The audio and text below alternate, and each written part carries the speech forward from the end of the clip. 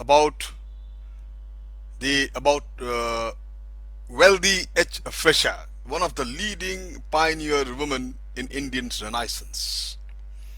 My friend, Dr. Mrs. Welthy Fisher was born in 1879 in New York. She was destined to renounce the life of luxury and dedicate her life to the amelioration of the Indian poorest masses through the medium of literacy. Welthy H. Fisher belonged to the ranks of the divinely inspired souls who rejected a life of ease to bring succor and relief to the deprived and suffering mankind in distant lands. They serve especially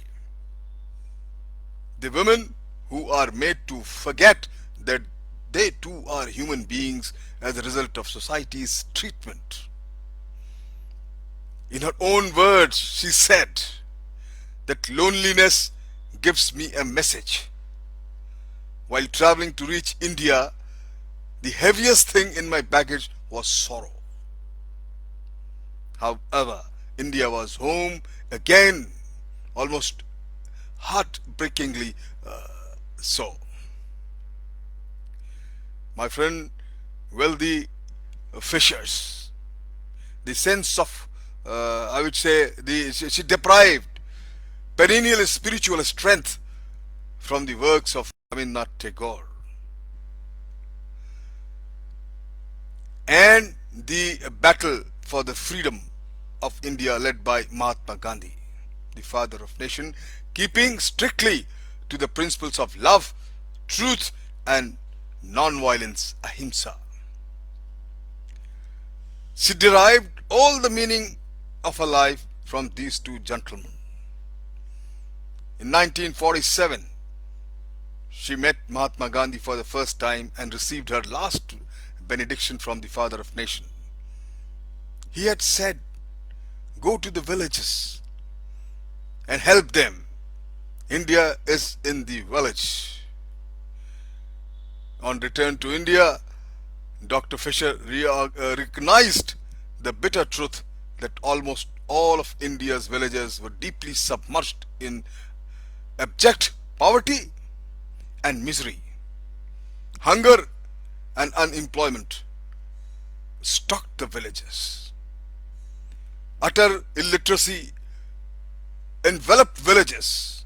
She was convinced that without literacy, the village folks could never be rescued from the touches of the moneylenders, the zamidars, or an indifferent administration in the shape of the police and the patwaris. The voice of the people remained totally stifled as literacy in villages was just absent. She rose like a phoenix to pioneer the renaissance of villages in India, in the Lucknow region of India, of UP, after centuries of slumber through the medium of eradication of illiteracy. This happened at a time when UP's villages were totally under the merciless exploitation of the rich and the powerful. Dr. Mrs. Welthy Fisher imparted a new technique to NSS girls for carrying out her difficult mission of making villages women literate. Her lesson to the art of communication was to mix freely and get totally involved with the target population in their social activities, so that the village women were they were so charmed by her this attitude as a benefactor and well-wisher. She won their hearts and became their true friend and a comrade, a guide, a philosopher. They took her even for their solving their personal problems. She just behaved as one among them, not as a leader or preacher. She was convinced that illiteracy was root cause of all their social evils.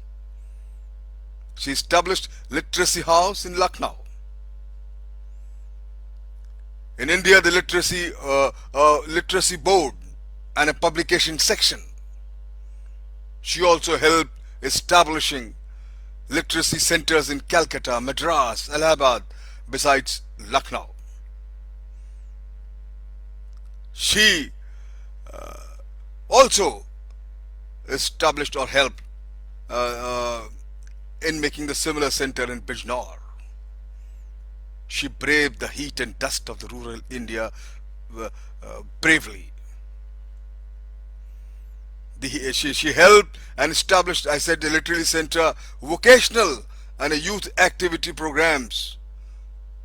Later, the literacy board also became the resource center for youth welfare activities as a Nehru Yuva Kendra. Literacy board controlled the literacy house and also the Shramik Vidyapeeth at Kanpur and Lucknow. They expanded by establishing that Welthy H Children Academy at Bijnor again.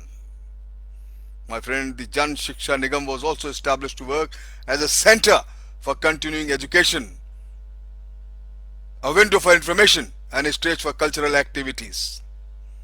The seeds sown by the great visionary have now sprouted far and wide. Sown by this far and wide, shown by Lady Fisher. Her contribution to the literacy in India will always guide those seeking to make India fully literate.